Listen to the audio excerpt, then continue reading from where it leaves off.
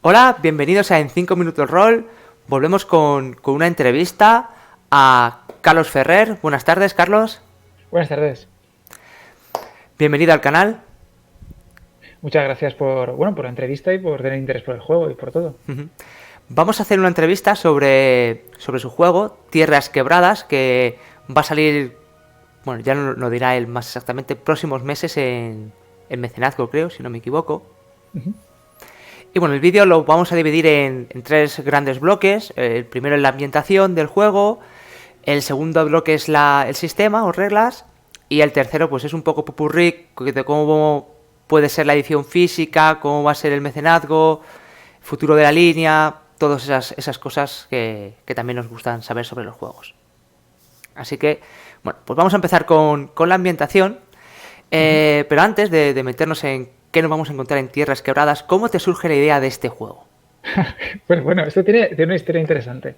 Bueno, resulta que hace 5 años nació mi primer hijo, después nació el segundo y bueno, todo el mundo que tiene hijos pues sabe que la vida se complica un poco, uno tiene menos tiempo libre. Entonces yo sentía la necesidad de hacer algo que tuviera un poco de sentido, es decir, aprovechar el tiempo libre no solamente pues en ver películas o leer cosas, sino hacer algo.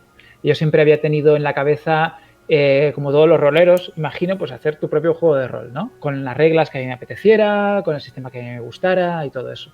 Así que en mis ratos libres empecé a hacer el sistema de juego. En principio era para jugar con los amigos, pero después la cosa fue creciendo y yo dije, ostras, es que está quedando bien, lo estoy escribiendo, está bien redactado, pues yo creo que de aquí puede salir un juego.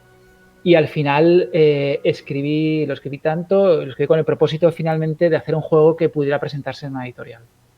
Y así surgió la idea, así como una especie de vía de escape, pero que finalmente se convirtió en algo mucho más grande de lo que había pensado. O sea, llevas 5 años con escribiendo este juego, más o No, la menos. crisis existencial me vino a los 2 años después, o sea, hace 3 años. Ah, vale.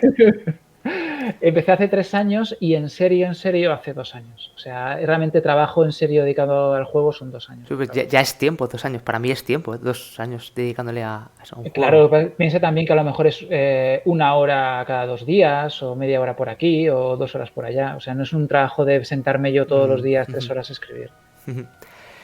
¿En qué categoría metías Tierras Quebradas en cuanto a ambientación? ¿Fantasía, ciencia ficción?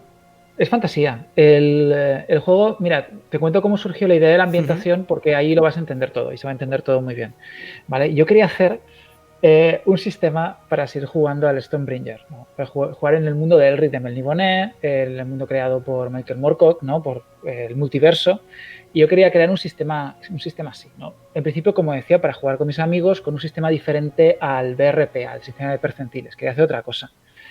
Y, y después me di cuenta, o sea, yo creí ingenuamente que el tema estaba libre de licencia, porque no había ningún juego de rol en ese momento que estuviera ambientado y hacía poco habían sacado en Francia una editorial muy pequeña, había sacado un juego de rol también basado en el mundo de Elric, en Francia solo. Y yo dije, pues la licencia está por ahí. Me dijeron, alguien de Chaosium en un foro me dijo que en Chaosium no tenían ningún tipo de interés en volver a sacar otro juego de este tipo. Entonces dije, joder, pues es mi momento. Tengo un juego basado en este mundo, que yo creo que es publicable o que tiene cierta calidad y tal, pues lo voy a enfocar por ahí. Entonces, al principio, el juego o el sistema de juego era para ese mundo, pero después, después en el momento en que empecé a moverlo, pues ya me enteré de que la licencia no está libre. Entonces dije, bueno, entonces me lo como con patatas o hago algo. Entonces dije, bueno, voy a quedarme con todo el sistema de juego, todo lo que he creado, el sistema de magia, de combate, de habilidades, de todo, y voy a hacer una ambientación que encaje con esto. Entonces, la ambientación es una ambientación morconiana, es como es un multiverso que es muy similar al creado por el escritor Michael Moorcock, pero es diferente un poquito y está basado en los mismos principios, pero es distinto. Es como vamos a decirlo, mira, se me ocurre una comparación, es como la gente que juega al Dungeons and Dragons tiene diferentes ambientaciones, ¿no?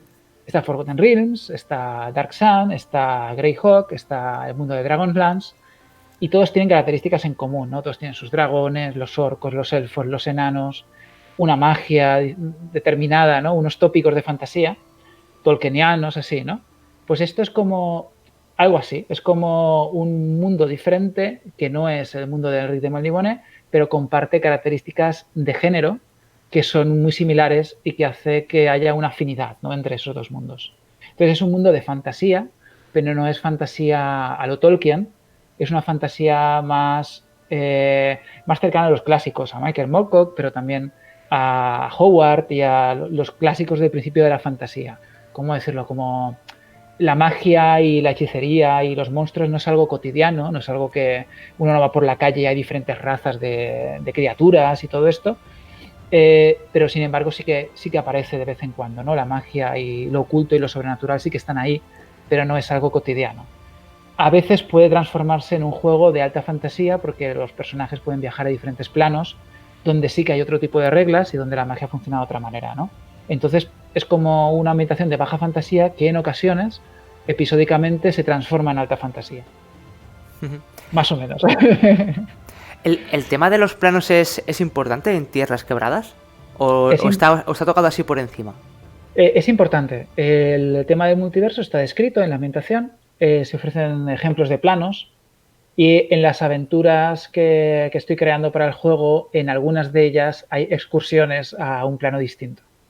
Es decir, los planos del multiverso explican el origen del mundo, explican el tema de los dioses de la ley y del caos, explican el origen de los seres sobrenaturales como los demonios, como las virtudes, pero también es un escenario que siempre el narrador tiene ahí para poder hacer algo distinto en algún momento y llevarse a los personajes a otra realidad donde todo funciona de manera diferente, donde el paisaje es distinto, donde puedes meter elementos de ciencia ficción, de terror o de lo que te apetezca.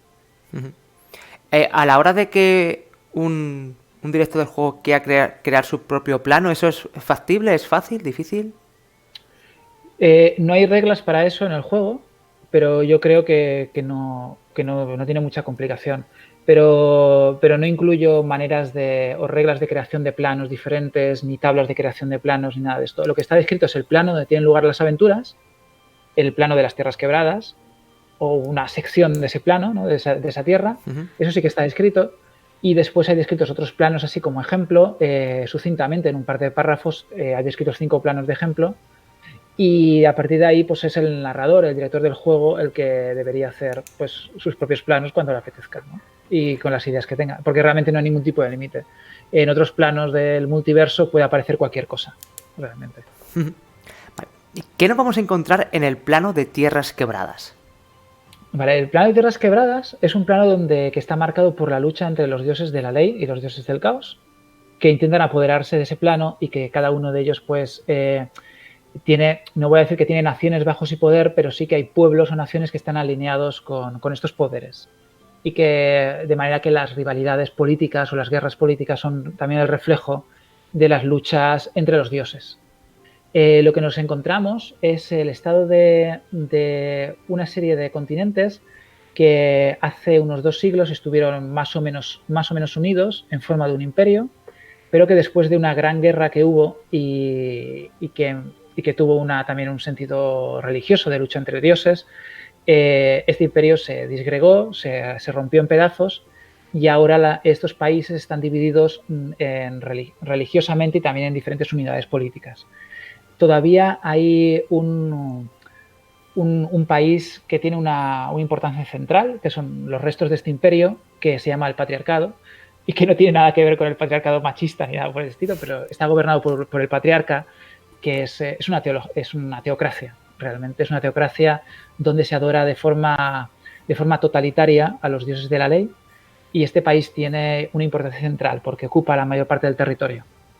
Y otros países importantes son, por un lado, el Imperio Escarlata, donde se adora el caos, pero en la versión más perversa del caos, y después otro país que se llama Berendrak, donde también se adora el caos, pero de manera un poco diferente, digamos, más mística, más liberal, y que tiene una importancia también central porque, digamos, que bloquea el mundo, bloquea las tierras quebradas con el este del mundo, que está al otro lado. Entonces tiene una importancia estratégica bastante importante.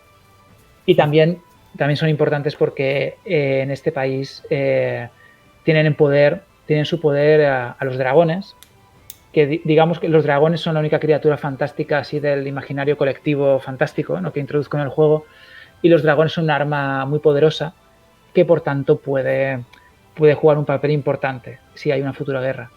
Entonces, estas tres potencias, hay muchos más países, ¿no?, pero estas tres potencias, digamos que son forman un triángulo que rivaliza entre sí y que de momento se mantiene en equilibrio. No hay ninguna guerra porque en el momento en que una de estas potencias lance una guerra contra otra, pues la otra saldría beneficiada porque permanecería neutral y podría aprovechar la situación, ¿no?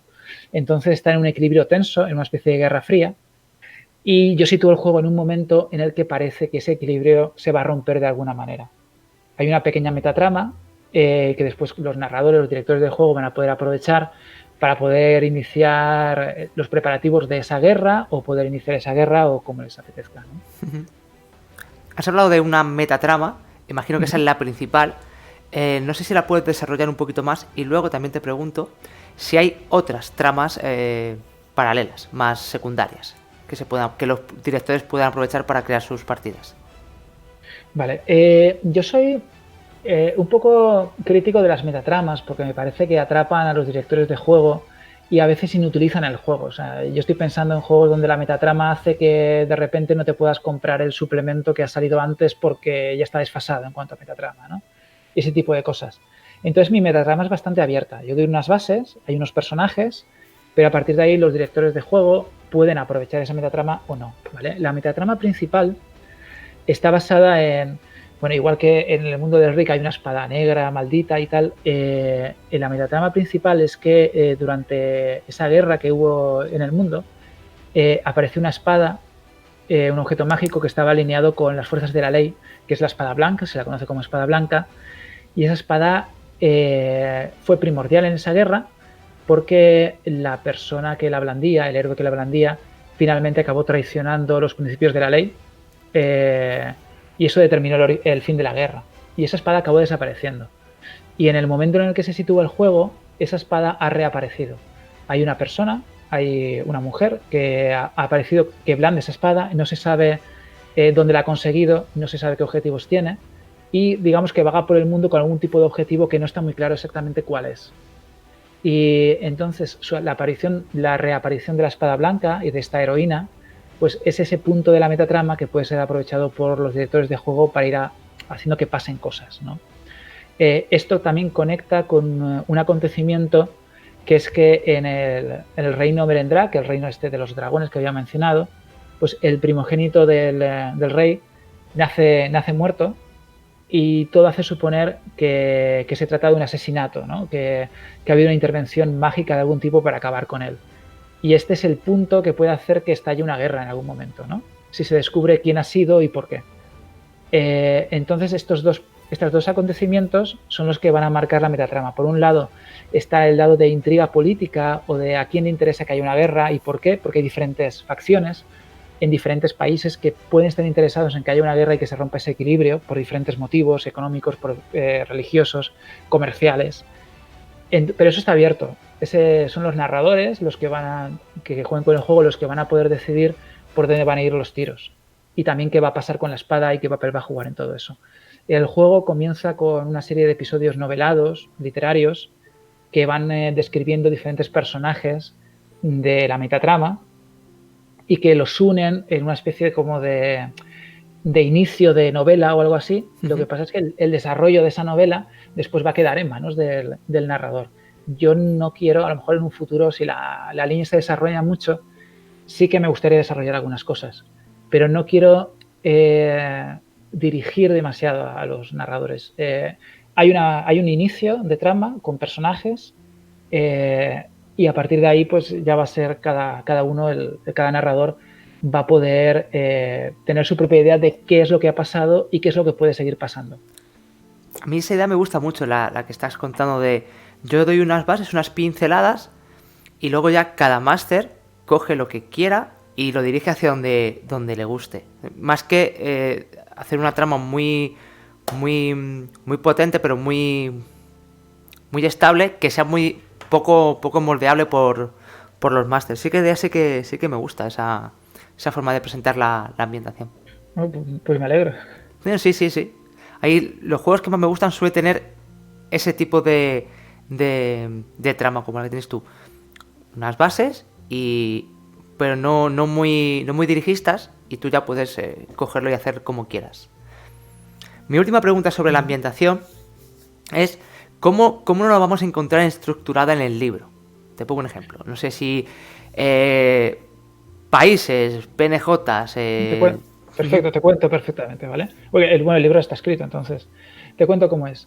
En primer lugar, lo que cuento es, primero aparece esta narración que te digo, que son, si no me equivoco, son como 5 o 6 capítulos narrados, novelados, y después aparece la historia del mundo. Aparece desde el origen, desde la prehistoria de este mundo.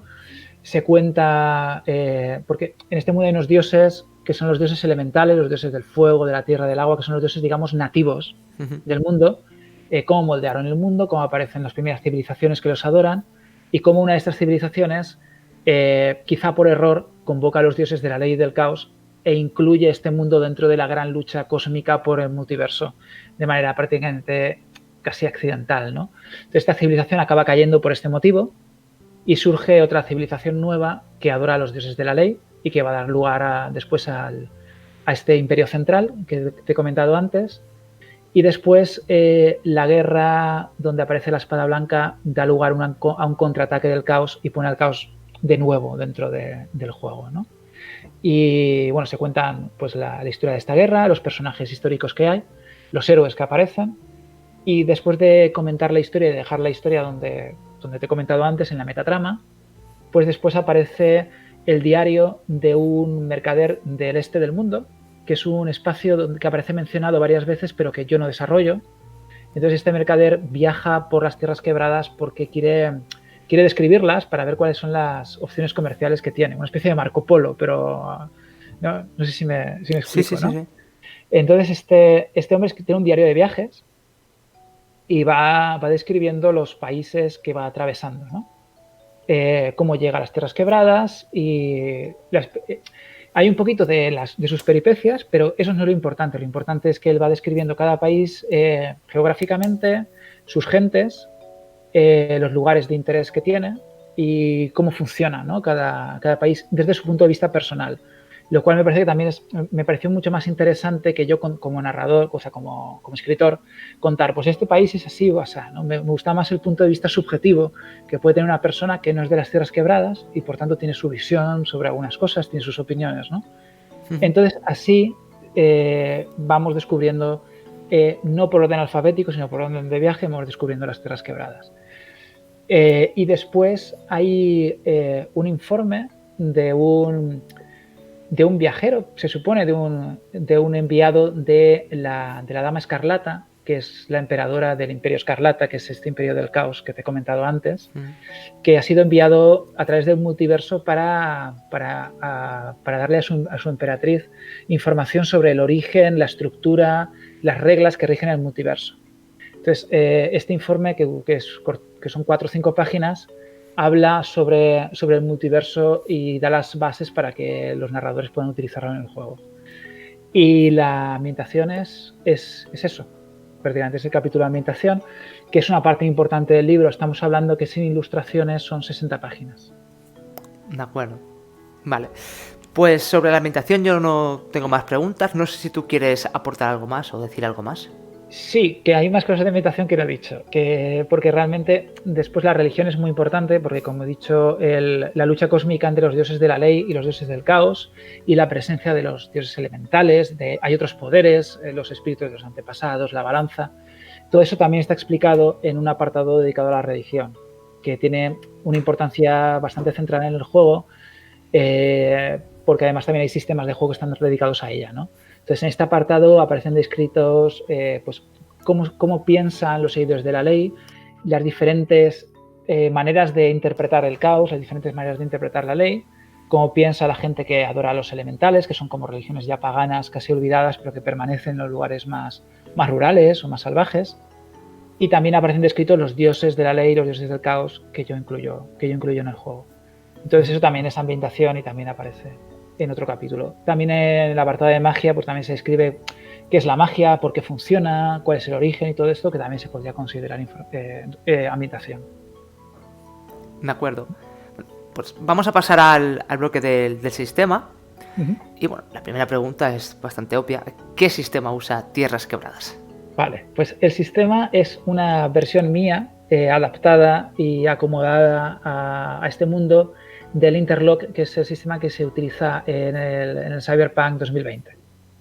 Sí, entonces, a mí me encantaba este sistema, no sé si lo conoces, porque no lo conoces, ¿vale? Pues el sistema está basado en que se lanza un dado de 10, se suma, en el Cyberpunk se suma habilidad, atributo y se tiene que superar una dificultad. ¿Vale? Yo lo tengo como que se lanza un dado de 10 y se suma la habilidad que tengas y la puntuación tiene que superar un margen de dificultad que va de 10, 15, 20, 25, dependiendo de la dificultad que sea. ¿Vale? El 10 explota y permite seguir sumando y el 1 es un fallo automático. Vale. Siempre. Entonces, este sistema me gustaba mucho porque es que es muy fácil hacer tiradas enfrentadas entre diferentes personajes, es muy fácil calcular el éxito de una acción porque restas la dificultad al resultado y te salen unos puntos de éxito, ¿no? Con lo que puedes decir lo bien que lo has hecho, ¿no? Y además, el tema de que sea lineal, o sea, yo sé que hay muchos jugadores que les gusta tener su curva de probabilidades lanzando varios dados, pero el hecho de que sea lineal hace que sea muy épico, porque realmente un personaje que sea muy fuerte siempre puede fallar con facilidad, o con relativa facilidad. Un personaje débil puede sacar un resultado extraordinario. Entonces, eso hace que en el juego estén pasando cosas inesperadas con bastante frecuencia y hace que sea también más entretenido, más divertido, más dinámico. Entonces, comentando con el sistema, cada personaje está definido con 3 características que son cuerpo, mente y espíritu, y hay 2 modificadores que son tamaño y atractivo. Y a partir de estas características y estos modificadores se calculan las bases para los grupos de habilidades. Hay grupos de habilidades como agilidad, comunicación, discreción, hechicería, técnica, por ejemplo. Entonces, por ejemplo, con agilidad sería cuerpo menos tamaño. Comunicaciones, mente, la media entre mente y espíritu, a la que sumas atractivo. Entonces, con esos 5 inputs, realmente, que son muy sencillitos, se consigue calcular todas las bases de habilidades que digamos que son la puntuación inicial con la que comienza una habilidad. Entonces, esto, el sentido que tiene, en lugar de... Porque yo empecé con el juego, empecé con 10 características, luego las reduje a 8 y luego me dije, pero es que realmente a la hora de hacer personajes no jugadores, a la hora de hacer las partidas, es mucho tiempo, es muy complicado estar todo el tiempo con las características calculando y sumando. Entonces, reduje las características al mínimo de manera que se pudieran calcular las bases de las habilidades muy fácilmente y a partir de ahí estas bases salen clavadas, salen muy rápido, es muy intuitivo y a la hora de hacer partidas o de improvisar personajes no jugadores, pues va rodado, tengo que decir. Bueno, entonces, una habilidad, tenemos por ejemplo la habilidad, yo qué sé, trepar, pues es una habilidad del grupo de agilidad, por tanto tendremos una parte que está basada en tu base de agilidad y después otra que denominamos en el juego pericia, que es la parte que tú has aprendido con tu experiencia, que has aprendido con tu entrenamiento, etc. Entonces la suma de la pericia y la base es la puntuación final de la habilidad. Normalmente es un número que va de 0 a 20, más o menos, para hacerte una idea de la escala. Y la tirada entonces sería un de 10 más lo que tengas en la habilidad que te pida tirar. Exactamente. Vale. Siempre te va a pedir tirar habilidades, nunca los 3 atributos principales. ¿O puede ser? No, porque nosotros ya vamos a tener en la hoja de personaje, tenemos calculada la base de agilidad y la tenemos ya sumada a la pericia. Entonces, cuando el máster te dice, pues bueno, tira a trepar, tú miras a tu hoja de personaje y ya tú tienes todo sumado. Claro, es decir, sí. No es un sistema compuesto como, por ejemplo, se me ocurre ahora Feeding Sans Vampiro, que te dice, pues tira trepar más agilidad. Entonces haces la suma tú, ¿no? No, aquí cada habilidad ya está relacionada con una base. No se puede relacionar con una base distinta. Y esto hace que en mesa sea más rápido. Es decir, el máster te dice, tira a trepar, buscas trepar, que está por orden alfabético en la ficha, y tiras el dado. Le sumas lo que tienes en trepar y eso es el resultado. ¿Cuántas habilidades tenemos? Pues he hecho una pequeña reducción de habilidades porque había demasiadas y ahora aún hay muchas, ¿eh? Hay 62. 60, ostras, sí que son, sí, sí, sí. Hay muchas. No me quiero imaginar cómo era la lista inicial. Era más amplia, pero al final dije, es que hay habilidades que se pueden fundir o se pueden refundir y tal. Pero realmente en juego, yo le pregunto a mis jugadores y tal, me dicen que realmente no sobra ninguna. Así que no, de momento me quedaron 60. Por lo que dices, la creación de personaje no tiene que ser muy larga. No, se puede alargar por el tema de que la creación de personajes se puede personalizar mucho porque hay un sistema de ventajas y defectos. Ah, vale. Sí, es decir, que tú puedes. Eso lo tienen también otros muchos juegos. Es decir, que tú tienes tu. Bueno, haces las tiradas o te repartes puntos porque se puede hacer de las dos maneras para tus características y realmente con eso ya tienes el personaje. Pero después puedes decir, bueno, es que vamos a ver, quiero mi personaje pues tenga una maldición o que sea muy bueno en esto o que sea muy bueno en lo otro. Entonces hay una serie de ventajas y defectos que tú puedes comprar o que puedes adquirir puntos de personaje para la creación de personaje, con lo cual puedes hacer que a cambio de ciertas desventajas pues tu personaje sea más poderoso o a cambio de ciertas ventajas que sea más débil o al revés, compensar ventajas y desventajas, ¿no? También para la creación de personaje pues hay que tener en cuenta cosas como la edad, la profesión y el origen étnico, ¿no? Porque también cada nación pues, tiene sus peculiaridades. Entonces, no es una cosa de hacerlo en 10 minutos, pero sí que es relativamente rápido. ¿Cuánto calculas tú que se puede... Alguien que esté empezando, porque alguien que sepa a lo mejor es más rápido. Alguien que esté empezando... Alguien que está empezando, yo creo que en media hora tiene el personaje hecho. Entonces es más bien corta. Medio corta. Lo que pasa es que el narrador debería orientar al personaje y decirle, o sea, tiene que decir, o sea, si comienzas la hoja sabiendo qué profesión quieres y de dónde es tu personaje. Si Vale. eso lo tienes claro, entonces media hora. Fácil. A la hora de crear los personajes, ya vamos a ir por ahí. Por lo que has dicho, ahí está la raza humana. Sí, bueno, ¿hay más razas? Hay solamente otra raza que además es muy parecida a la humana. Como te he dicho, es baja fantasía. ¿No? Este juego no es de llevar elfos ni llevar cosas raras y animales o personajes con cabeza humana, ni nada o sea, con animales con cabeza humana o al revés. No es de esos, ¿vale? Lleva seres humanos y hay otra raza que se llama los Merení, que también es homínida. Podría ser similar a los elfos, quizá, ¿vale? Entonces esta raza se puede mezclar con la humana. Entonces hay mestizos, que son una mezcla de los dos, pero estos mestizos son estériles. Entonces digamos que estas tres orígenes, digamos, raciales, tienen estas tres razas que se pueden interpretar. Lo que pasa es que esto no hace que el juego sea menos variado, porque hay una gran variedad de países y de etnias de todo tipo de nivel de desarrollo tecnológico y cultural. Es decir, se puede llevar desde una persona, desde un personaje que ha vivido en la jungla y que tiene un nivel de civilización salvaje, hasta una persona muy civilizada que vive en un ambiente similar al de la Europa del siglo XV, por ejemplo. ¿Y más o menos cuántas diferencias entre etnias y países o es lo mismo a la hora de crear el personaje? No es exactamente lo mismo porque, por ejemplo, voy a poner un ejemplo, ¿vale? En el Imperio Escarlata, hay Merení Escarlata, que se llaman, que son una facción de los Merení que se alineó con el caos. Entonces estos forman parte de la nobleza, de la Iglesia del Caos, en cierta manera, son una élite. Están los humanos que viven también en el Imperio Escarlata, que son una realidad propia, porque son humanos que se alinearon también con el caos y que viajaron y que han formado el Imperio Escarlata.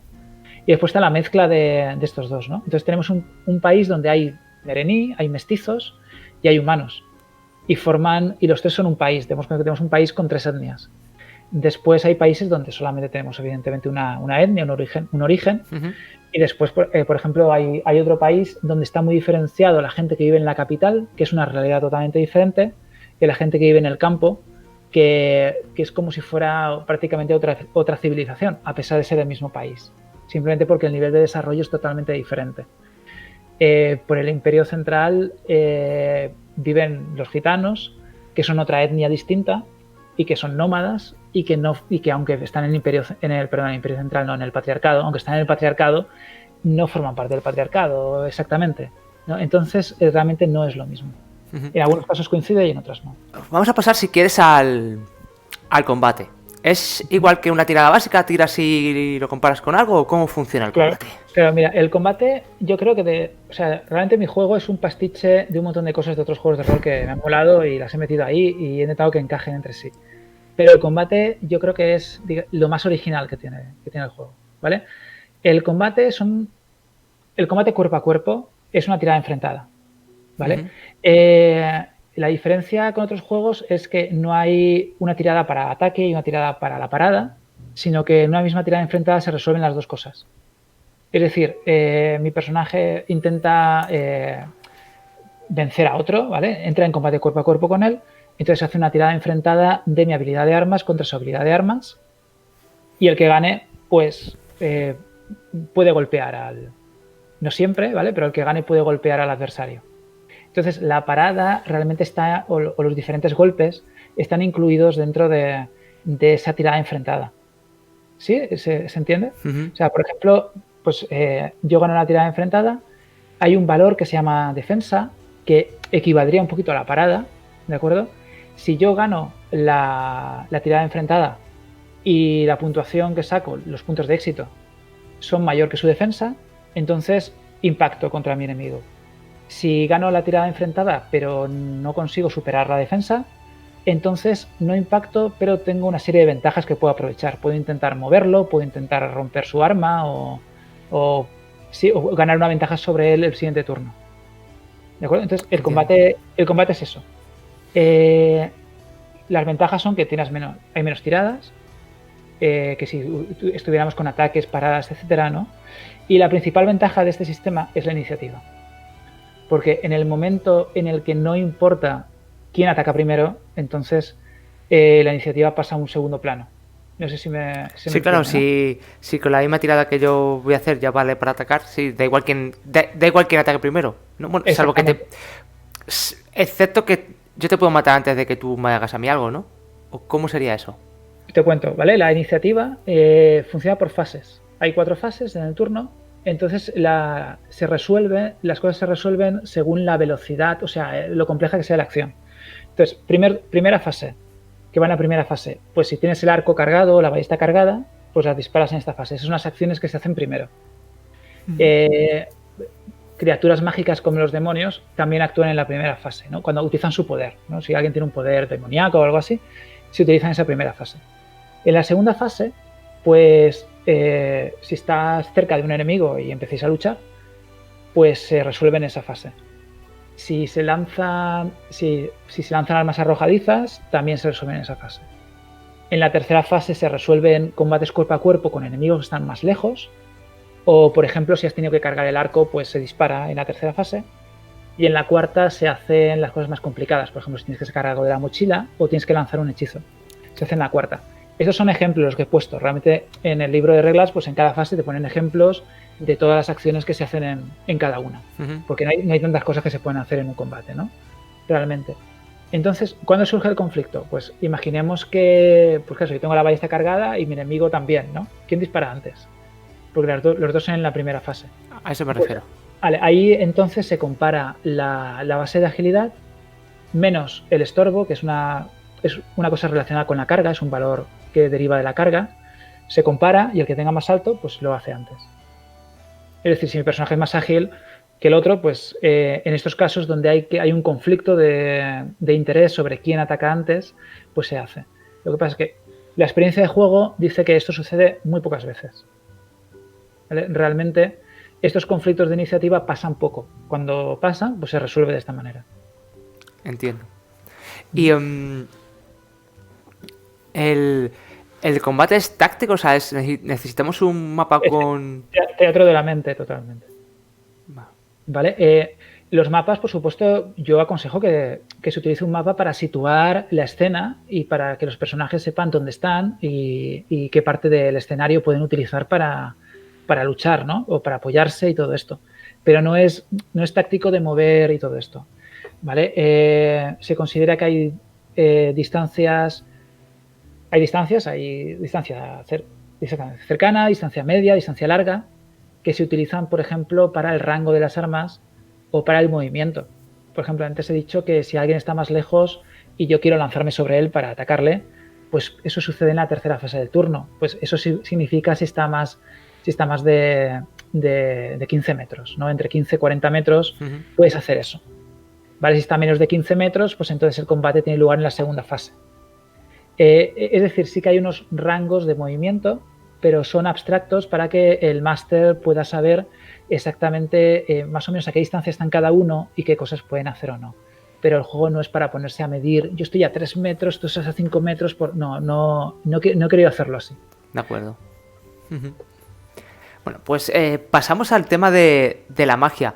Has dicho que en este juego la magia no está por todos lados, y no sé si aquí puede haber personajes que usen la magia o solo van a ser enemigos. No, sí que se puede utilizar la magia, tiene mucha gracia utilizarla además. El capítulo de magia es largo, ¿vale? En este mundo de juego, solamente unas personas que han nacido con el don de hacer magia pueden utilizar la magia. Es decir, que una persona cualquiera no podría utilizar la magia aunque se empeñara en aprenderla todo el tiempo. Pero hay personas que sí que nacen con esta capacidad, entonces, dependiendo de la cultura en la que vivan, pues pueden ser descubiertos o no descubiertos y pueden ser entrenados en la magia o no, ¿vale? Entonces, eso hace que nos encontremos con por ejemplo, con chamanes, y que nos encontremos con hechiceros que viven en culturas donde la magia se tolera y es aceptada y es comprendida y han sido entrenados en la magia por otro hechicero, sacerdotes que dentro de su culto se enseña magia y han aprendido magia. Es decir, la magia sí que se puede utilizar y sí que hay personajes jugadores que pueden utilizar la magia. Realmente cualquier personaje jugador, sea de la profesión que sea, puede durante el proceso de creación de personaje gastar puntos de personaje, que es la metamoneda que se utiliza en la creación del personaje, para tener magia. Lo que pasa es que ese poder mágico es más caro dependiendo de la profesión que tengas. Es decir, una persona que sea de profesión chamán o que sea de profesión hechicero o sacerdote, va a ser más fácil que sea, o sea, va a ser hechicero con menos coste. Aparte que evidentemente, como ahora voy a explicar, si tú quieres llevar un guerrero, siempre puedes hacer que pueda ser hechicero, pero es un desperdicio de recursos, porque realmente lo que quieres es que tu personaje luche, no que lance hechizos, que es una cosa que ocupa muchos recursos durante la creación del personaje en general, ¿vale? Lo de la hechicería, como he dicho, es de baja fantasía, es decir, que la magia es temida, la magia, dependiendo de la cultura, puede ser muy mal vista, los hechiceros no hacen magia en público, o rara vez lo hacen en público, y hay lugares donde los hechiceros son clandestinos y tienen que esconderse porque están perseguidos. Por ejemplo, en muchos países donde la religión oficial es la ley, la magia de los hechiceros está perseguida, ¿vale? Entonces, no es algo que tú puedas hacer, tu personaje hechicero pueda ponerse en la plaza de una ciudad a hacer cosas, sino que hay que tener en cuenta el contexto y a veces ser un poco más discreto a la hora de utilizar la magia, ¿vale? La magia de este sistema de juego es gramatical, se parece un poquito al sistema de juego de Ars Magica o de Mago, porque las habilidades mágicas se compenetran entre sí. Por ejemplo, no sé, aumentar fuego o transformar cuerpo o cosas así. Y cada hechizo tiene una sintaxis, necesita unas habilidades mágicas. Entonces, para lanzar cierto hechizo, pues tienes que utilizar esas habilidades mágicas a una dificultad. O sea, es el mismo sistema de juego del dado de 10, solamente que pues mira las habilidades mágicas que intervienen en ese hechizo que quieres lanzar, te quedas con la habilidad en la que tengas menor puntuación y la lanzas a la dificultad del hechizo. Si lo haces, pues utilizar un hechizo gasta puntos de magia y tal, y tiene cierto efecto. ¿Vale? Entonces, el sistema no está pensado, o sea, hay hechizos que son más fáciles y hay hechizos que son más difíciles, pero no hay una restricción en cuanto a los hechizos que puede conocer tu personaje. Si tú quieres que tu personaje sepa hechizos muy poderosos desde el principio y arriesgarte a no poder lanzarlos casi nunca porque no tienes la capacidad para poder hacerlo, pues puedes intentarlo. O puedes ponerte hechizos más fáciles que sean menos poderosos pero que tengas más probabilidad de éxito. En la tirada de hechizo, se tiene en cuenta el nivel de éxito, es decir, si me pides una dificultad de 15 y yo saco 20, me sobran 5 éxitos, ¿no? Sí, en este juego que no lo he mencionado antes, el crítico son 10 éxitos. ¿Sí? Entonces, cuando sacas un crítico lanzando un hechizo, este crítico te permite ahorrar puntos de magia. O bien invertir un punto de magia extra en un efecto más. Vale. Porque, bueno, no lo he mencionado, pero cuando se lanza un hechizo, puedes gastar puntos de magia extra para aumentar el número de blancos, para aumentar la duración del hechizo. Y algunos hechizos te permiten gastar más puntos de magia para variar la intensidad del hechizo. Entonces, con un crítico, tú puedes decir ahorrarte un punto de magia o puedes invertir un punto de magia, por ejemplo, en que el hechizo dure más tiempo. Los críticos son acumulables. O sea, 10 éxitos es un crítico, pero 15 éxitos son 2 críticos, 20 éxitos son 3 críticos. Y, por cierto, no lo he mencionado, pero en la parte de combate también los críticos tienen un efecto determinado en el juego y también se pueden acumular. ¿Vale? ¿Acumular para la siguiente tirada o para cuando te hagan falta? No, mira, en el combate el crítico significa que además de hacer daño y todo esto, el crítico significa que puedes hacer un efecto extra, lo que se llaman golpes épicos. Por ejemplo, depende del arma, por ejemplo, podrías dejar inconsciente a tu enemigo o intentarlo, podrías lanzar a tu enemigo al suelo, si el arma es penetrante podrías doblar el daño o podrías evitar parte de la armadura, etcétera. O sea, una serie de golpes críticos, ¿no? Entonces tú puedes decir, pues tengo un crítico, pues voy a tirarlo al suelo, o tengo 2 críticos, pues voy a tirar al suelo y además voy a intentar dejarlo inconsciente, por ejemplo. De acuerdo. Bueno, pues pasamos si quieres al capítulo del equipo. ¿Hay equipo en este juego? Sí, hay equipo y hay reglas de carga. ¿Vale? Bueno, el juego viene con una lista de equipo, con sus precios y todo eso, o sea que se puede comprar equipo, se lleva equipo. Y los objetos, sobre todo armas y armaduras, sobre todo tienen asociados puntos de carga, como en RuneQuest, ¿vale? Esos puntos de carga, cuando llegan a ciertos valores, que depende de la puntuación de cuerpo y del personaje, pues pueden generar un valor que se llama estorbo. Y el estorbo se resta a algunas cosas. Antes hemos dicho que el estorbo se resta a la iniciativa, cuando hay un problema de iniciativa. El estorbo se resta también a ciertas habilidades, como esquivar, como saltar, como sigilo, etcétera. Hay habilidades que se utilizan que necesitan un movimiento libre. Entonces, si tienes estorbo, pues entonces vas a tener un malus. El estorbo también tiene un límite y todo eso. Entonces, evidentemente, si eres un personaje que va armado hasta los dientes y tiene una armadura muy pesada, pues a no ser que seas muy cachas, pues te va a dar problemas para hacer determinadas cosas. En otros juegos la regla de carga pues la puedes obviar, pero entiendo que aquí en este juego no puedes obviarla. Se puede obviar, sí. No hay ningún problema para obviarla. Puedes hacerlo. Claro, el director de juego lo que se va a encontrar es que después los personajes no van a tener ningún límite a la hora de ir acorazados y super armados, ¿no? Y llevar armas más pesadas. Pero si él maneja ese tipo de cosas de otra manera, pues entonces es libre de hacerlo. Vale. Porque o sea, las reglas de carga, lo único que tiene asociado es este valor de estorbo que estoy diciendo. Entonces, si se quiere jugar sin él, se puede jugar sin él. De acuerdo. Y bueno, ¿hay capítulo de bestiario? Sí, pero explico porque es peculiar.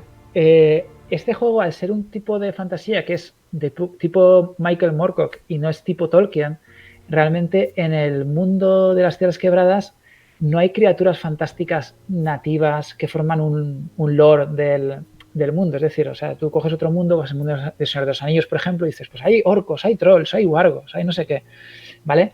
En las Tierras Quebradas hay demonios. Lo que pasa es que cada demonio puede ser totalmente distinto de otro. Eso hace que haya monstruos, evidentemente hay peligros. Lo que pasa es que esos peligros son muy episódicos. Es posible que los personajes jugadores se enfrenten a un demonio en una partida y ese demonio, esa raza de demonio, ese tipo de demonio, no vuelva a aparecer nunca más. Porque ha venido de otro plano y a lo mejor pues no tiene por qué venir otra vez. Eso hace que haya una gran variedad y haya mucha sorpresa a la hora de presentar antagonistas, pero también hace que a la hora de plantear un bestiario sea un poquito problemático.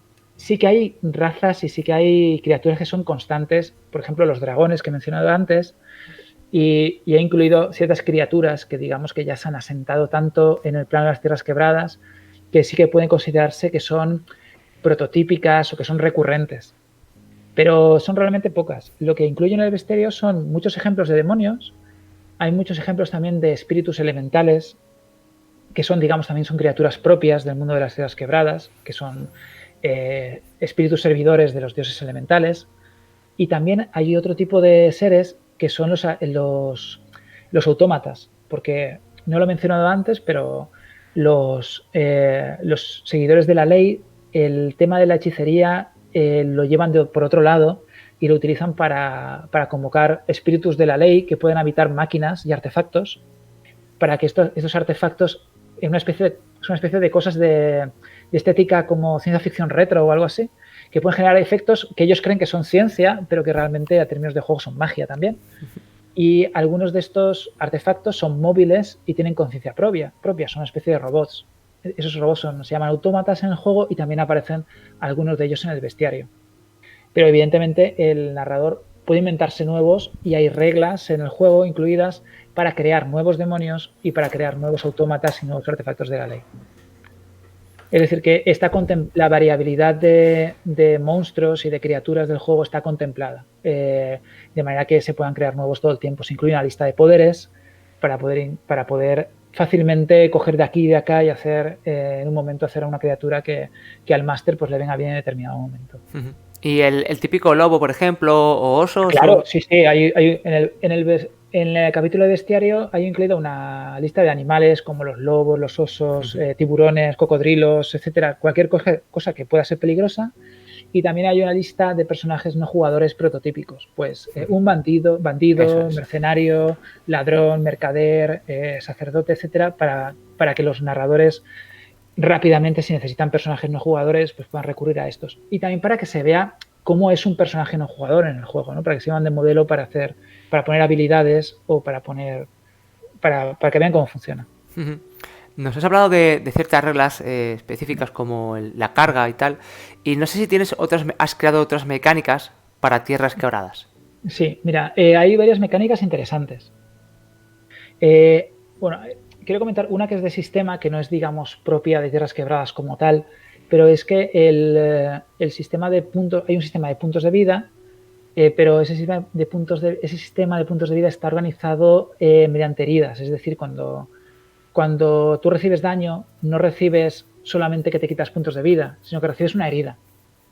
Y dependiendo de esa herida, puede ser un rasguño, una herida leve, una herida grave, una herida mortal. Dependiendo de esa herida, pues tiene unas consecuencias en el juego. Es decir, que en la hoja de personaje, cuando recibes un golpe, tú te apuntas el tipo de herida y los puntos de daño de esa herida. Y eso es importante porque cada herida tiene sus consecuencias y porque cada herida se cura por separado y se trabaja por separado también. Entonces, en este sentido, es muy realista porque no es la piscina de puntos de vida que te van bajando y tal, sino que tú sabes qué heridas tienes en el cuerpo, o sea, qué heridas tiene en el cuerpo tu personaje, si se están curando, si no se están curando, qué gravedad tienen y qué efectos tienen en el juego. Y eso funciona muy bien después en mesa porque da una sensación todavía más de peligro, ¿no? Eso por un lado. Luego, mecánicas. He mencionado la religión, ¿vale? Ahí hay todo un sistema de puntos de lealtad que regula lo inclinado que está el personaje hacia cada una de las religiones que hay en el juego, independientemente de a quién cree o cuál es la religión del personaje, ¿vale? Si el personaje hace cosas que digamos que son premiadas por el caos, pues le van a subir los puntos de lealtad del caos. Si hacen cosas que son premiadas por la ley, pues le van a subir los puntos de lealtad de la ley. Cada personaje tiene también una actitud hacia lo divino, que hace que haya modificaciones en los puntos de lealtad. Por ejemplo, que los puede utilizar de diferentes maneras. Una persona puede ser rebelde hacia los dioses, puede ser indiferente, puede tomarse la religión de forma pragmática. Y eso también tiene un reflejo en las mecánicas de juego. Y cuando se acumula suficiente lealtad, es posible que ese personaje sea elegido por los dioses y algún dios le ofrezca un pacto. Y los pactos con los dioses también están muy regulados en el juego. Y los personajes jugadores con esos pactos pueden recibir bendiciones divinas y recibir poderes divinos, pero a cambio de convertirse en siervos de esos dioses. Lo cual también tiene ciertos reflejos en el juego. Es decir, que el tema de la religión, los personajes jugadores lo pueden profundizar mucho y los narradores lo pueden llevar por muchas partes. Es decir, tú puedes comenzar por jugadores que están en una religión, que cambian a otra, que siguen un pacto con un dios por una cuestión de conveniencia y después se encuentran atrapados dentro de ese pacto. Y no saben cómo salir de él. O sea, se pueden dar situaciones dramáticas de diferente tipo y además todo tiene sus mecánicas de juego que están todas contempladas. Eso, y después, por último, de mecánicas especiales. Perdona, es que tiene muchas cosas. No, sí, me está encantando. O sea, tú sigue. Sí. Están las guías interpretativas, ¿vale? Es decir, hay una serie de cosas. Hay una metamoneda que se llama suerte. Y que no voy a dar mucho detalle porque no quiero extenderme, pero simplemente sirve para mejorar el resultado de tus tiradas. Si fallas en una tirada, pues quiero volver a tirar porque es muy importante, pues gastas un punto de suerte, ¿no? Ese tipo de cosas. Pues la suerte se recupera, hay varias maneras, pero la principal manera de recuperar la suerte es interpretando bien a tu personaje. Todos los personajes tienen unas guías interpretativas, por ejemplo, tienen una motivación, tienen unas pasiones, tienen unos rasgos de personalidad y tienen una creencia fundamental, que se llama tu mentira, porque está destinada a perderse con el transcurso del juego. Sí. Y cuando durante la partida se interpretan esas guías, luego al final de la sesión de juego,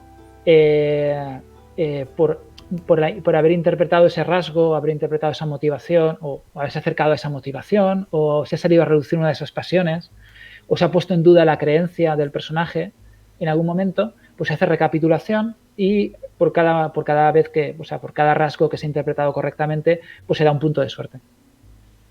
Entonces, evidentemente, pues cada jugador tiene la absoluta libertad de interpretar a su personaje como quiera, pero a la hora de hacer el personaje, tú te puedes marcar unas pautas de yo quiero interpretar al personaje por aquí, quiero que vaya por ahí, quiero que mi personaje sea de esta manera y tal.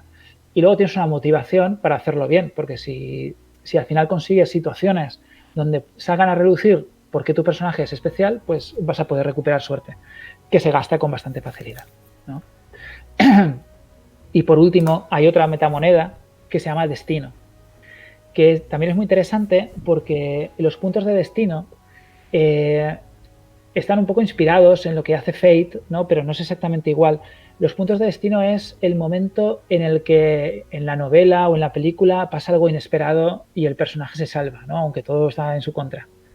Entonces, es un momento en el que el jugador toma la narración de la partida en sus manos al gastar un punto de destino y dice qué es lo que pasa, ¿no? Hay diferentes puntos de destino dependiendo de su naturaleza. Hay, por ejemplo, escenario, personaje o objeto o actuación, ¿vale? En ese momento el personaje está desesperado y quiere escapar.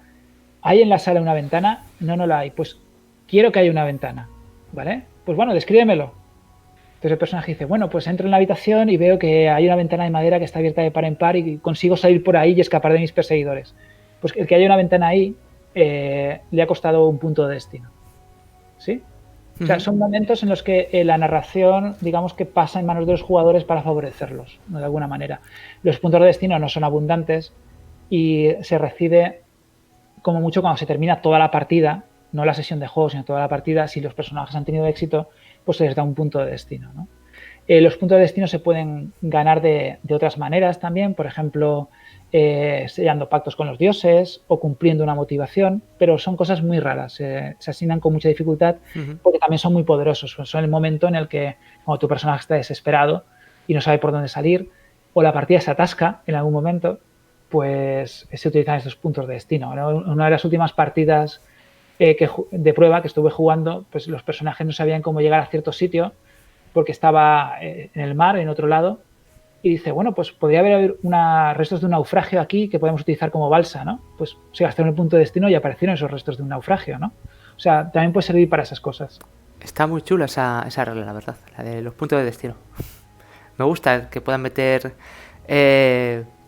cosas narrativamente los jugadores según les convenga. Sí, o sea, el juego es clásico, pero yo he intentado meter cosas un poquito indie, por aquí y por allá, para que quede la experiencia de juego un poquito más moderna y meter cosas que me interesaban, que he visto en otros juegos y que me han gustado, ¿no? Sí, De todas maneras, además, pienso que esas dos reglas, si a alguien no le gusta porque es muy clásico, las puede quitar y ya está. Claro, sí, o sea, el juego es bastante modular. Hay muchas reglas que, por ejemplo, lo que he dicho, guías interpretativas, suerte, destino, todo eso se puede quitar. Porque la estructura del juego básica son las habilidades, el sistema de características, habilidades, y te puedes quedar con eso. Evidentemente, el sistema de combate pues no se puede quitar porque es parte del juego. Algún narrador que diga, mira, no me gusta esto, yo quiero quedarme con sistema de parada, ataque. Bueno, ahí se desmoronaría todo el sistema de iniciativa también, ¿no? O sea, hay cosas que no se pueden quitar. Pero estos son accesorios que sí, que si a alguien no le interesa porque lo ve demasiado narrativo para él y quiere ir más al meollo o quiere que los personajes sean más frágiles también, pues puede hacerlo. De acuerdo. Bueno, pues yo he terminado el bloque de sistema. No sé si tú quieres aportar algo más o pasamos ya al tercer bloque. No, pasamos al tercero ya. Creo que ya he hablado bastante.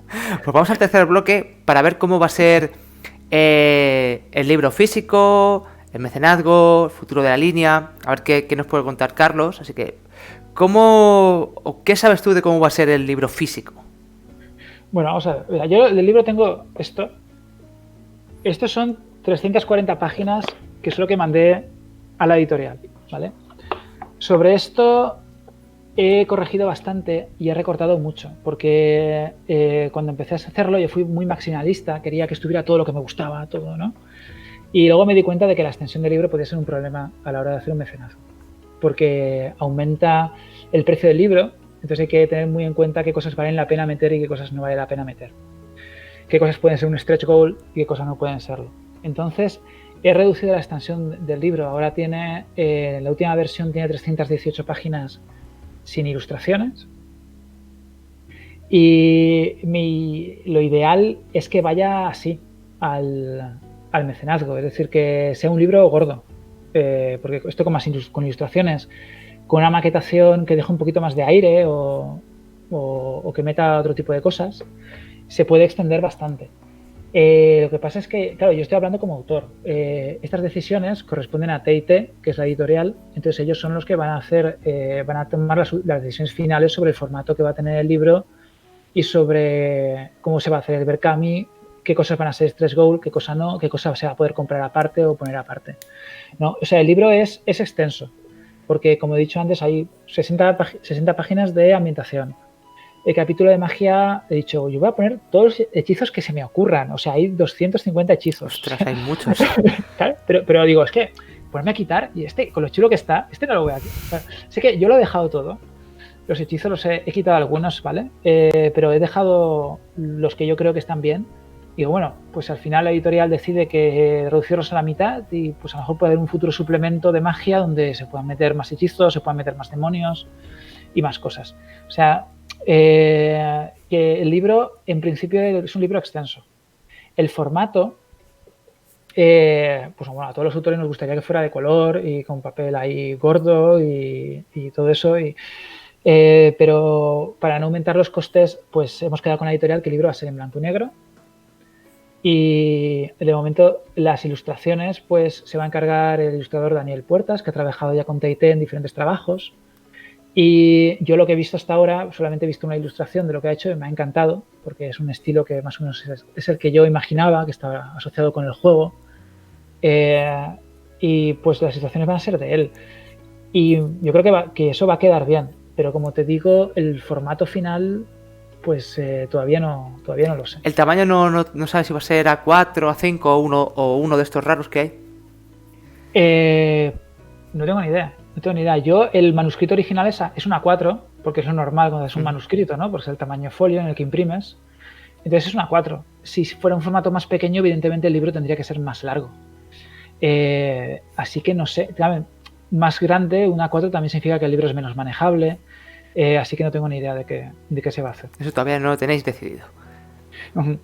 Lo que estamos discutiendo ahora, por ejemplo, es... o sea, estoy haciendo varias aventuras ahora para Tierras Quebradas, porque me parece que es imprescindible. Si sale un juego tiene que haber aventuras para él, porque nadie tiene tiempo hoy en día de hacer sus propias aventuras. Me gustaría que fuera así.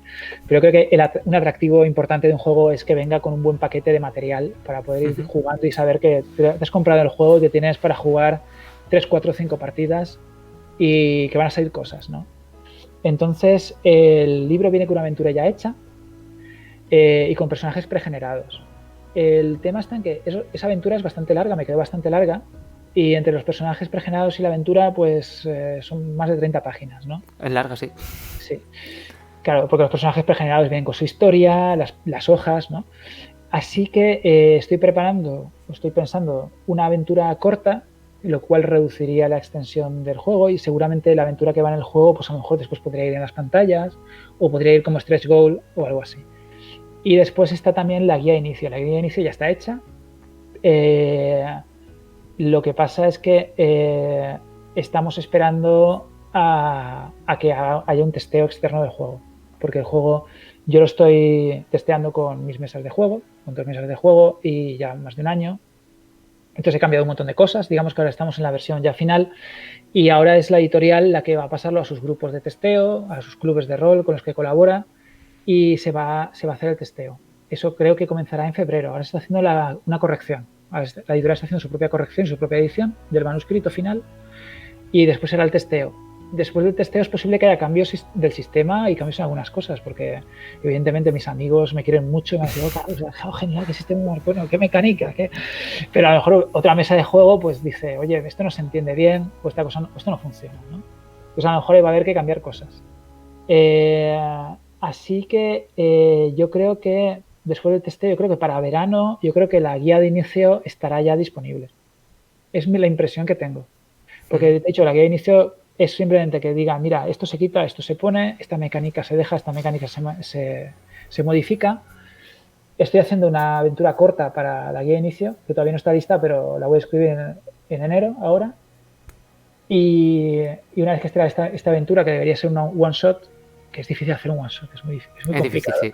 Es muy complicado, me estoy rompiendo la cabeza, pero ya lo tengo. Porque además tienes que mostrar todo lo que tiene el juego, es decir, tiene que salir. Y en tan poco tiempo es complicado.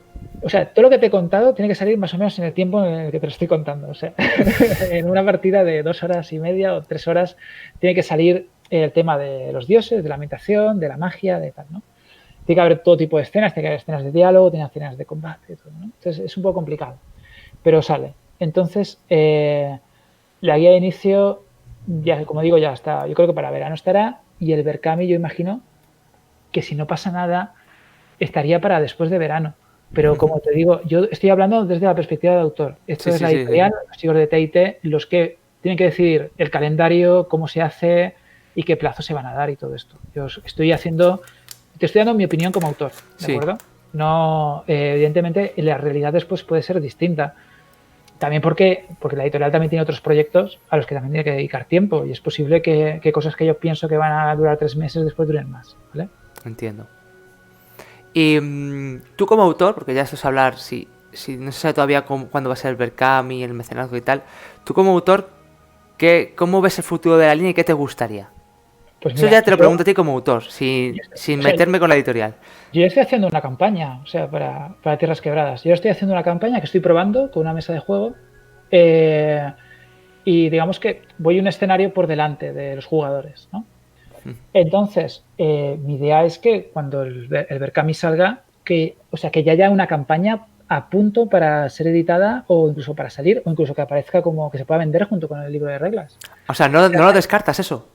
No lo descarto. O sea, yo creo que es una posibilidad porque la campaña, o sea, ahora tengo mucho trabajo, pero me parece que entre las pruebas o sea, si realmente el Berkami sale para después de verano, yo creo que es bastante factible que por lo menos la campaña esté escrita, esté probada y esté para editar, si todo sale bien.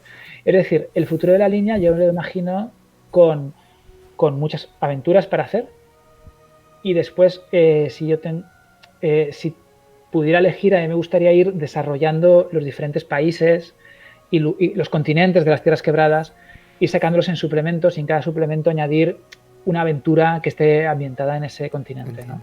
Y en plan de hacer como 3 o 4 suplementos regionales con una aventura incluida, ¿no? Eso me gustaría. Yo creo que podría quedar bastante bien. Aunque yo creo que, por eso, tienen que tener aventuras y lo importante es que tengan que tener campañas. Y después yo creo que también puede quedar muy bien en el juego si sale un suplemento de magia con los hechizos que no quepan en el básico, porque me temo que al final habrá que cortar algo, pero... Y con un montón de demonios que yo haya creado para mis partidas o que se me ocurran y todo esto, y de autómatas y de bichos diferentes para que haya un buen bestiario chulo. Lo que pasa es que eso también me parece secundario. O sea, es decir, yo creo que no sé cuál es su opinión. Me parece que los masters lo que necesitan es partidas hechas que puedan leer y que puedan empezar a jugar con... Claro, al final, si tú creas aventuras, campañas, dentro de esas aventuras y campañas ya pueden venir las estadísticas de los PNJs. No te hace falta ir a un bestiario. O si es necesario un hechizo, porque creo que me aparece un PNJ, tengo un hechizo determinado. Le metes. Entonces, eso está bien, que en las aventuras ya venga lo que necesitas sin necesidad de haber creado un suplemento antes para cogerlo de ahí. Entonces, no, como dices tú, el bestiario no es necesario, más como sí que veo yo más necesario, o me gusta, a mí personalmente también me gustaría más ampliación de países, incluso a lo mejor de planos. No sé si también lo tienes eso previsto. Eso puede estar bien. A mí hay una campaña que se lanzó para Stonebringer, que se publicó después aquí en Elric, en España, que toda la campaña eran diferentes planos, cada capítulo en un plano distinto. Ah, pues entonces, eso mola. Me encantaría hacer algo así. Eso mola. Hacer algo así. Quizá un suplemento con planos así para jugar, también podría ser, ¿no? O sea, con semillas de aventura, o sea, con planos que sirvan de semilla de aventura, podría ser. Pero a mí me gustaría hacer una campaña donde haya mucho viaje interplanar, ¿no? O sea, eso yo creo que es algo que hace que el juego sea distinto de otros juegos de fantasía. Y yo creo que tendría que aprovecharlo bastante. Pero el saber que detrás del juego básico el autor ya tiene creado una campaña, varias aventuras, varios suplementos que están ahí, pues eso también genera confianza en un juego que dices, vale, el juego es que hay mucho material creado, si funciona, esto va a ir saliendo. Y el que cuando salga el básico exista la posibilidad, por lo menos tú ya lo tienes, luego ya la editorial decide, de meter como add-on una campaña, pues yo desde mi punto de vista lo veo positivo, en el que si quiero tengo el básico y ya una campaña me va a venir todo igual y puedo empezar a jugarlo. El contra es que es más dinero en aportación, que eso también pues hay que valorar una cosa y otra. Hombre, yo creo que lo genial, lo ideal sería que el básico viniera con un precio razonable para su extensión, que es una cosa que al final pues decidirá la editorial cómo lo quiere hacer. Y después que si realmente consigo que haya una campaña ya escrita y para salir junto con el básico, que la gente pueda decidir si se la compra o no se la compra. Es decir, que sea un add-on, como dices tú, y que por ejemplo, o si no es una campaña, una partida, que haya cosas que decir, bueno, me compro el básico y me compro también la campaña, o quizá la campaña en PDF, o... Claro, al final, la aventura esa de 30 páginas es una buena aventura. No llega a ser a lo mejor una campaña, pero unas 30 páginas de una aventura es una aventura a lo mejor de 10, 14 horas, a lo mejor, que no es un one shot. Bueno, yo la ventilé en 8 horas de juego. 8 horas. En 8 horas de juego. Pero también depende. ¿Sabes lo que pasa? Que como yo juego online, solamente el jugar online no se puede medir el tiempo igual que en mesa, porque en mesa a lo mejor juegas 4 horas seguido y se avanza mucho más que en 4 horas online, que a lo mejor son 3 sesiones de hora y media. Entonces se avanza mucho menos online. Se parte más. Yo jugué online. Ah, online, no, vale, pues entonces... Lo que pasa es que eran pocos jugadores. ¿Cuántos son pocos? 3. Ah, vale. 3, entonces con 3 es más rápido. Sí, claro, cuanto menos. Sí, también podría haberse complicado de otra manera, quizá. Pero sí, tengo juego online, porque no lo he dicho, pero yo vivo en Praga. Yo todo esto estoy haciendo. Ah, no lo sabía. Sí, en la República Checa. Entonces, evidentemente, cuando viajo en verano y en Navidades a casa, pues juego con mis amigos de siempre en mesa, pero la mayor parte de las partidas que juego son online. Muy bien. Pues, Carlos, ya no tengo más preguntas sobre la edición física y el futuro de la línea. No sé si tú quieres añadir algo más. Pues no sé, si no te queda nada por preguntar, yo creo que sería todo. Vale, te voy a hacer la última pregunta, Ay, qué nervios, dime. Recomiéndanos tu juego. Que te recomiendo mi juego. Sí, pero ¿por qué me lo recomiendas? Quiero decir. Hay tantos juegos que me gustan. No, que nos recomiendes por qué debemos apoyar tu juego. Tierras Quebradas.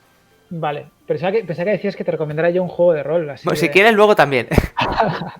Vale, yo creo que Tierras Quebradas tiene una ambientación de fantasía que es muy interesante, porque no es la típica fantasía basada en Tolkien o una fantasía de alta fantasía tipo Gloranta y todo esto, es una fantasía distinta, que a la gente que le haya gustado Stonebringer, que le gusten las novelas de Michael Moorcock, que le guste la fantasía más clásica, se lo va a pasar muy bien y lo va a disfrutar mucho.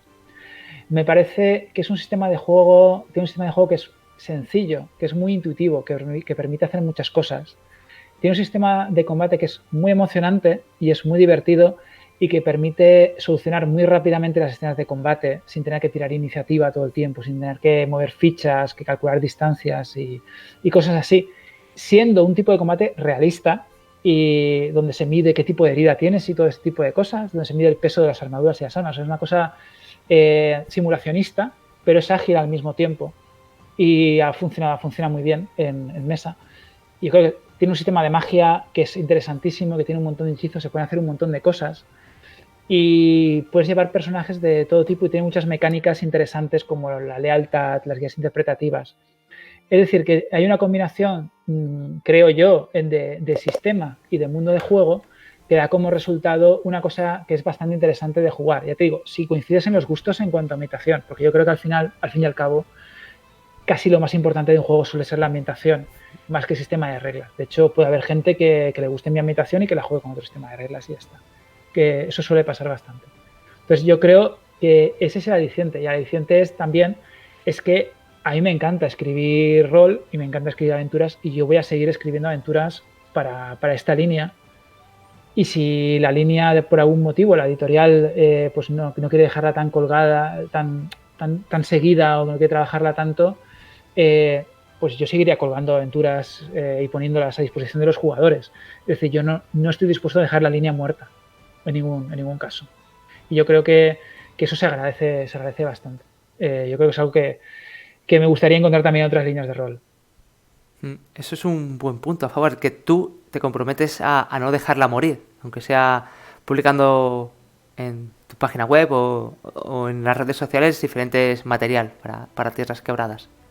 Claro, sobre todo porque, que quede claro, o sea, yo es que juego con mis amigos a Tierras Quebradas, les hago de máster y hago partidas para ellos, o sea, le hago partidas para después ofrecerlas, para poder ofrecerlas a la editorial y para mantener la línea, pero yo soy un máster de Tierras Quebradas y yo creo material para mi propio uso que después puede ser publicable también.